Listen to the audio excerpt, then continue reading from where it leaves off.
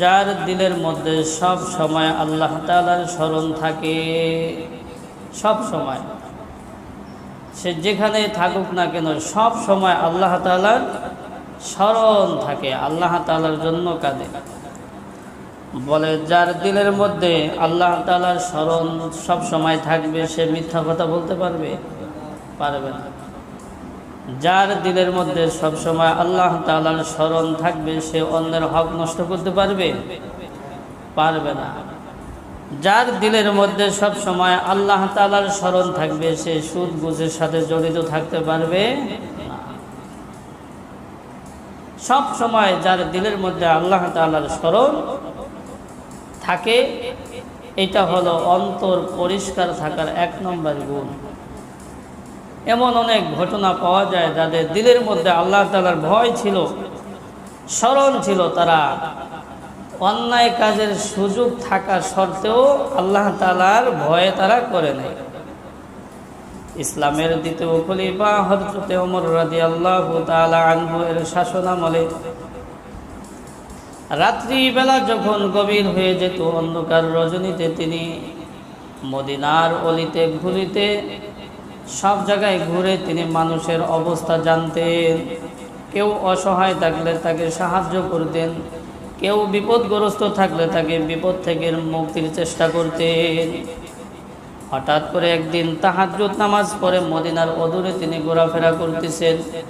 এক ঘর থেকে এক বৃদ্ধা মহিলা এবং মেয়ের কথা তার কর্ণকুহরে ভেসে আসলো, যাদের পরস্পর সম্পর্ক মা মেয়ে। মা বলতেছে যে দুধের মধ্যে পানি দিয়ে দাও, দুধের মধ্যে পানি দিয়ে দাও।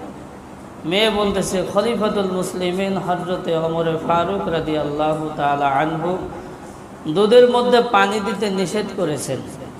মা বলতেছে এত রাত্রে খলিফাতুল মুসলিমিন ওমর রাদিয়াল্লাহু তাআলা আনহু কোথা থেকে আসবে?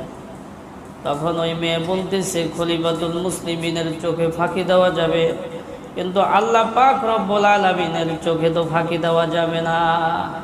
তাহলে তার ভিতরে আল্লাহ তাআলার স্মরণ আছে, যেই স্মরণটা তাকে এই অন্যায় কাজ থেকে বিরত রেখেছে।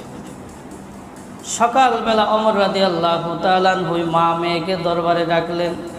ডাকার পরে ওমর রাদিয়াল্লাহু তাআলা আনহুর ছেলে আব্দুল্লাহ রাদিয়াল্লাহু তাআলা আনহুর সাথে ওই মেয়ের বিবাহ দিয়ে দিলেন। ভালো মেয়ে, ভালো মেয়ে। আমরা কি এটা করি? একজন গরিব মেয়ে যতই ভালো হোক ওইদিকে কি আমরা যাই না, আনি বড় লোকের মেয়ে, শেষমেশ শ্বশুর শাশুড়ির খেদমত করে না। কি করে না? শেষমেশ শ্বশুর শাশুড়ির খেদমত করে না, স্বামীর কদর করে না। কারণ আমাদের মন মানসিকতা তো নষ্ট। একটা মেয়ে যতই ভালো হোক সে যদি গরিব হয় ওই দিকে আর আমরা যাই না। দেখেন খলিফাতুল মুসলিমিন প্রেসিডেন্ট তার ছেলের সাথে বিবাহ দিয়েছে কি একটা গরিব মেয়েকে বিবাহ দিয়েছে। কেন? সে ভালো। 4টা জিনিস দেখে বিবাহ করতে হয়। 1 নম্বর হুসন, সৌন্দর্য, এটাও দেখতে হবে। 2 নম্বর মাল, ধন সম্পদ, এটাও দেখতে হবে। 3 নম্বর নসব, বংশ। 4 নম্বর দিন, ধর্ম, দিনদারিত্ব। আল্লাহর হাবিব বলেন ফাসফার বিজাতির দিন, তোমরা দিনকে প্রাধান্য দাও। অতএব প্রথম 3টা যদি নাও থাকে তার মধ্যে দিনদারিত্ব থাকে, এটাই হলেই চলবে, এটা হলেই চলবে। আর যদি প্রথম 3টা থাকে, চতুর্থ যেটা দিনদারিত্ব, ধার্মিকতা যদি না থাকে এটা চলবে না, এটা বাদ। এর দ্বারা ভালোর কিছু আশা করা যায় না। তো আমরা দিনকে প্রাধান্য না দিয়ে ওই 3টাকে, আসল যেটা ওইটাকে প্রাধান্য না দিয়ে নকল 3টা কি করি? প্রাধান্য দিই। দেখি সম্পদ আছে কিনা, এটা দেখি 1 নম্বরে। 2 নম্বরে সৌন্দর্য তো খুঁজি, বুঝে আসছে, খুঁজতে হবে, সাথে তার দিনদারিত্ব, ধার্মিকতাও থাকতে হবে। সে গরিব হোক সমস্যা কি? গরিব হোক সমস্যা কি? হ্যাঁ, গরিব মানুষ শান্তিতে থাকে না। স্বামী স্ত্রী যদি অমিল হয় এর সে অশান্তি কি আর আছে নাকি? অশান্তি। টাকা পয়সা, কুড়িপতি, স্বামী স্ত্রী মিল নাই, তাইলে এই শত টাকা পয়সা থাকলেও কি লাভ নাই, শান্তি নাই।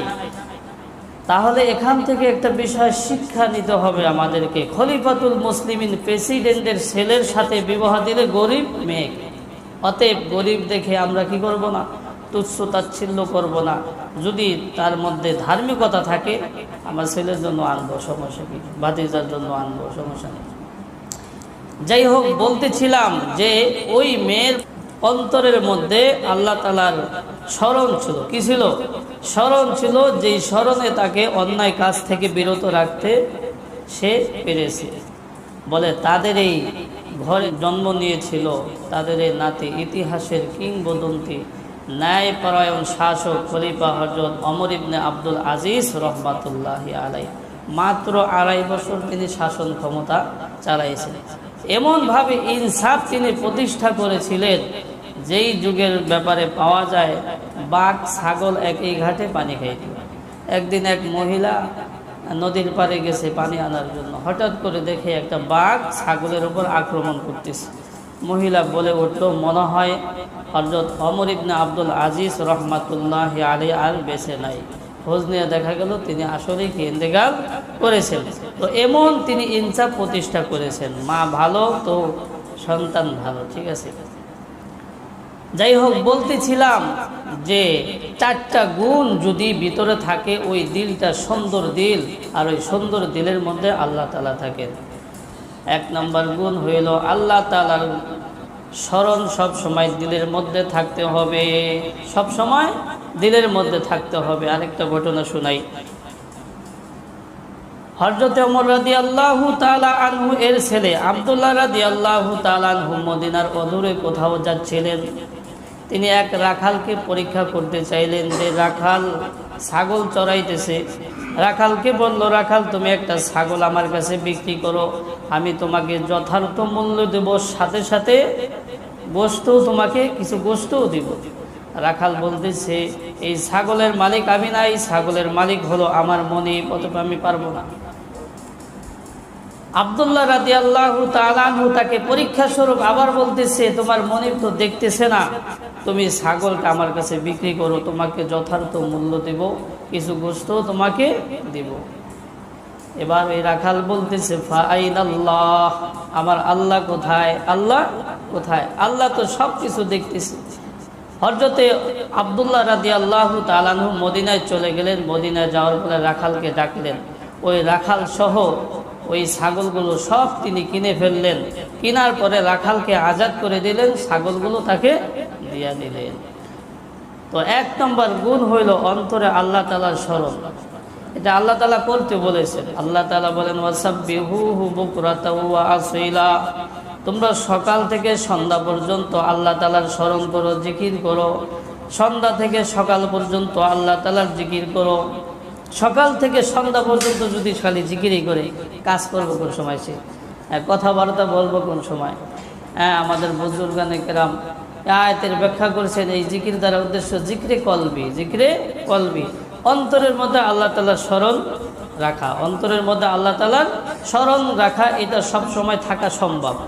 সব সময় রাখা কি সম্ভব?